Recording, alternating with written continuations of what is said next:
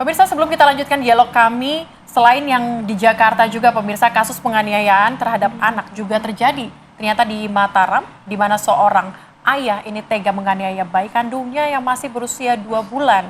Hingga babak belur hanya gara-gara bayi malang tersebut rewel. Ya, pelaku kemudian ditangkap polisi setelah ibu kandung sang bayi ikut melapor.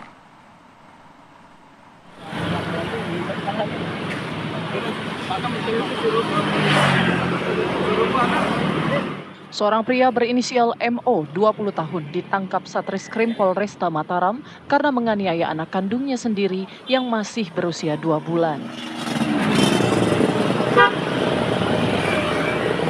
Aksi ini terjadi lantaran pelaku yang saat itu sedang menikmati rokok dan kopi di belakang rumahnya merasa terganggu dengan tangisan bayinya.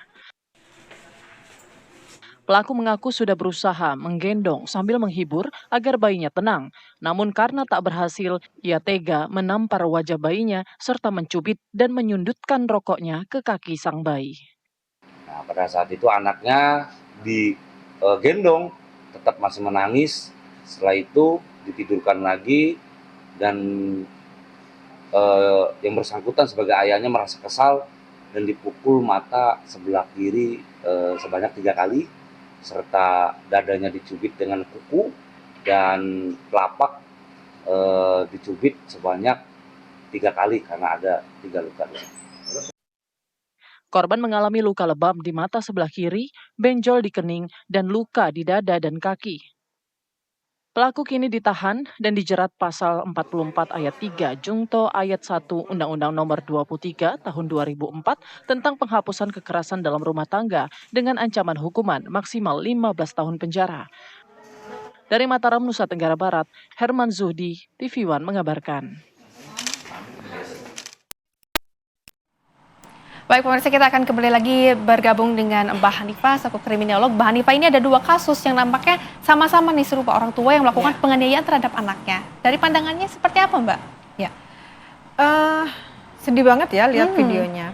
Jadi sebetulnya yang terjadi di negara kita itu seperti apa sih sekarang itu gitu, bahwa remaja-remaja yang sudah siap menikah secara usia, secara fisik, tapi secara mental tidak siap menjadi seorang ayah gitu. Artinya ini yang harus kita highlight, bahwa orang tua sekarang itu harus mempersiapkan anak itu tidak hanya dia berprestasi di bidang akademik, tapi anak-anak ini harus punya rasa tanggung jawab, cara menyelesaikan masalah gitu ya. Saya kalau ngomong ke anak saya, nih hidup ini isinya cuma 3, solusi gitu ya. Kalau masih anak, masih kecil-kecil, kita masih memberikan ilmu parenting, bagaimana cara makan yang baik, bagaimana cara beretika. Tapi kalau sudah mulai remaja, kan kita mempersiapkan pranikahnya gitu ya. Karena bagaimanapun juga ketika dia sudah merasakan jatuh cinta, dia ada tanggung jawab moral di situ. Dia harus menjaga pasangannya, dia harus bertanggung jawab gitu. Nah, kondisi-kondisi seperti ini yang pertama adalah kondisi di mana seorang laki-laki muda sebetulnya tidak siap menikah.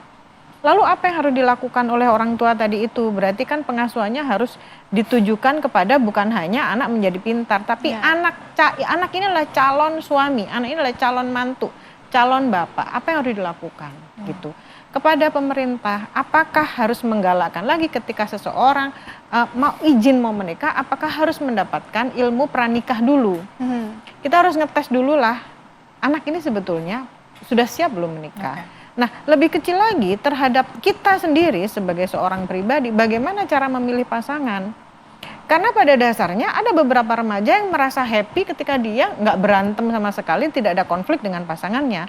Padahal dalam setiap hubungan itu kita harus tahu berkonflik itu seperti apa, biar kita memahami pasangan kita ketika emosi apa yang dia lakukan.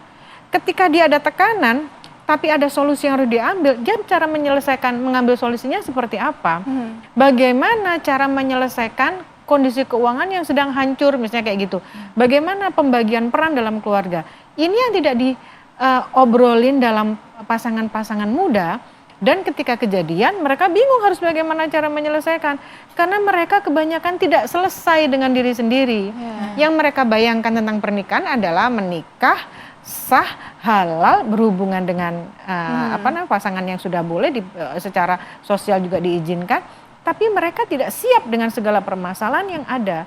sehingga kemarahannya itu dilampiaskan kepada pihak-pihak yang lemah, yaitu anaknya. Oke, tapi memang kalau kasus pelecehan, maksud Ya. kami penganiayaan yang terjadi, ini memang sudah bukan lagi soal ekonomi saja. Iya, betul. Kalau tadi kita bisa lihat berkaca dengan kasus pertama ini pengamen, anak jalan dan sebagainya, tetapi kasus kedua juga mungkin berbeda ekonominya. Bahkan ini bisa terjadi kepada orang yang ekonominya, strata ekonominya baik begitu.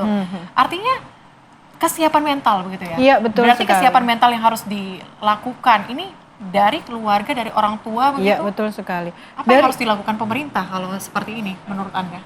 Kalau yang dilakukan pemerintah ya tadi itu antara lain ya, kepada orang tua diberikan ilmu-ilmu parenting ya. Kan parenting itu kalau orang yang kaya mungkin ya strata sosialnya tinggi, dia bisa mengikuti seminar-seminar, walaupun mengikuti seminar itu bukan berarti dia bisa praktek, tapi setidaknya punya ilmu, satu itu. Yang kedua, di sekolah-sekolah diadakan ya materi-materi parenting. Lalu mereka juga bisa melihat dari media sosial. Nah, kalau secara keseluruhan dari kemasyarakatan bisa melalui majelis taklim, dari pertemuan RT. Ini yang membentuk upaya preventif sehingga tidak terjadi kekerasan. Lalu dia juga bisa mengetahui bahwa anakku ini sudah dewasa, dia adalah calon suami, calon ayah, calon mantu. Yang harus dipersiapkan dengan benar karena ini urusannya dengan generasi selanjutnya gitu loh. Nah, yang upaya harus dilakukan pemerintah tadi itu yang saya sampaikan. Ketika dia mengajukan untuk syarat menikah, ya dia harus mengikuti pranikah dulu. Gitu. Pranikahnya seperti apa? Ya setahu saya di Kementerian Agama itu sudah ada. Hanya saja diaplikasikan terhadap para peminta surat itu atau tidak. Atau jangan-jangan cuma tanda tangan saja bahwa sudah menghadap. Nih, kan di agama lain ya, itu kan ada ya pelajaran pranikah yang sampai membutuhkan waktu sekian lama gitu ya. Dari menyelesaikan masalah pribadi, menyelesaikan masalah keuangan, masalah sosial dan lain-lain. Nah, apakah di semua agama juga demikian? Oke, Gitu. Mbak Hanifah, tapi kalau kita lihat berkaca lagi dari kasus yang pertama ya mengenai penganiayaan yang terjadi di Blok M, kemudian juga informasinya ini ada obat-obatan juga yang dikonsumsi. Iya. Ini kita sebagai tetangga, sebagai teman, ketika melihat ada keluarga yang rentan gitu untuk adanya kekerasan, sebetulnya kita harus seperti apa sih Mbak Hanifah? Nah, itu kontrol sosial. Nah, kebanyakan masyarakat kita itu sekarang sudah mengabaikan kontrol sosial ini. Bahwa masing-masing keluarga itu punya dapur sendiri-sendiri gitu ya. Sehingga saya nggak perlulah mengetahui dapur mereka. Kalau mereka berantem itu urusan mereka gitu ya. Nah, ini yang harus disampaikan lagi, harus digalakkan lagi. Dan remaja-remaja sekarang lebih senang hidup di lingkungan yang enggak ada intervensi dari luar gitu. Menganggap orang julid. Nah, menurut saya pribadi, ketika kita hidup dalam lingkungan yang ada orang julidnya, itu bagus banget karena kontrol sosialnya Lebih ada. sehat begitu Iya, ya. lebih sehat banget karena kita dilihat gitu loh ya gitu. Diperhatikan gitu Nah, ya. selama ini kan nggak ada. Nah, ini yang harus kita lakukan. Terus ketika kita punya warga di suatu daerah, Pak RT-nya kan harusnya mendata ya, mana warga miskin, mana janda-janda yang harus ditolong gitu ya, mana keluarga-keluarga rentan. Terus kanan kirinya harus dalam pertemuan RT misalnya harus disampaikan bahwa kekerasan itu bukan masalah keluarga, tapi masalah masyarakat gitu loh.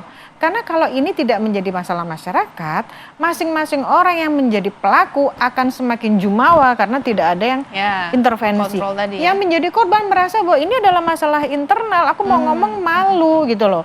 Padahal sebetulnya si korban ini sangat-sangat membutuhkan pertolongan. Ini yang harus kita sampaikan kepada masyarakat bahwa masalah kekerasan itu bukan masalah personal, tapi masalah sosial. Oke. Kalau konsekuensi hukumnya menurut kriminolog seperti apa? Apakah memang sudah sesuaikah dengan yang memang dilakukan saat ini terhadap penganiaya atau seperti apa? Sebetulnya kalau kita melihat pasalnya, ini bukan bagian saya ya, sebetulnya ini bagian Pak Polisi atau para penegak hukum atau ahli pidana. Ada aturan-aturan yang sudah disepakati atau sudah dibuat, yaitu Undang-Undang Nomor 35 Tahun 2014 tentang Perlindungan Anak, KUHP pasal 335 dan 340. Dan ini yang membuat mereka hukumannya harus berat, itu karena satu, karena korbannya adalah anak. Yang kedua, pelakunya adalah orang tuanya sendiri, di mana orang tua yang seharusnya menjadi pelindung. Yang ketiga, dilakukan secara bersama-sama untuk kasus yang pertama, ya kan? Nah, dan yang terakhir dilakukan secara berulang. Ini yang membuat hukumannya harus berat gitu.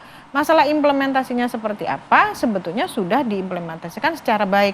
Hanya saja kontrol kita sebagai masyarakat bagaimana, apakah benar sudah dilakukan sesuai dengan aturan atau seperti apa. Tapi seharusnya ini harus ditindak tegas karena menghancurkan generasi. Oke Mbak Hanifah, artinya kalau begitu sistem perlindungan untuk Ya. anak di Indonesia masih lemah ya, karena banyak sekali kemungkinan kasus-kasus lain yang serupa juga yang dibalik orang tuanya, dibalik keluarganya yang tentunya juga menjadi korban. Iya, banyak sekali karena ini kan fenomena gunung es ya, yang muncul di permukaan, yang terlaporkan itu biasanya sudah Ya. kadung heboh gitu ya.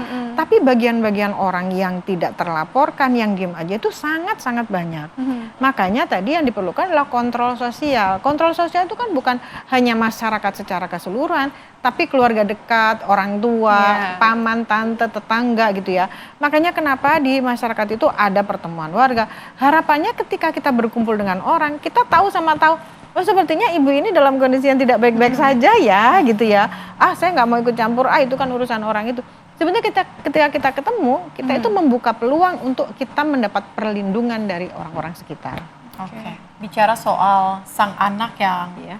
di kasus pertama tadi, kasus Blok M, apa kemudian yang harus dilakukan kepada anak tersebut? Apakah memang harus dikembalikan kepada keluarga besarnya kah? Atau ada pendampingan khusus kah? Atau seperti apa Anda melihatnya? Oke, sebetulnya secara aturan orang tua yang sudah melakukan kekerasan hingga menimbulkan kematian itu tidak berhak untuk mengasuh lagi.